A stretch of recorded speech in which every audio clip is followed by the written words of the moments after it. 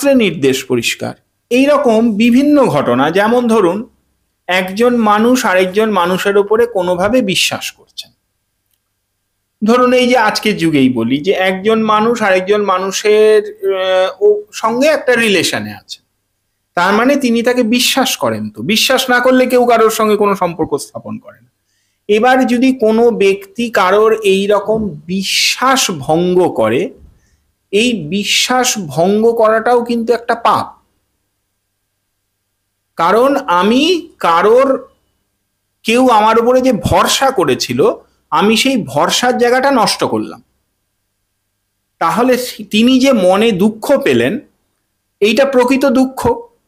এবং তার যদি চোখের জল পড়ে, আমরা এই যে এই কথাটা বলি না যে চোখের জল পড়লে সেটার ফল ভোগ করতে হয়, তো এই রকম ঘটনা যখন ঘটবে তখন কিন্তু তার একটা নেগেটিভ ফিডব্যাক আমিও পাবো।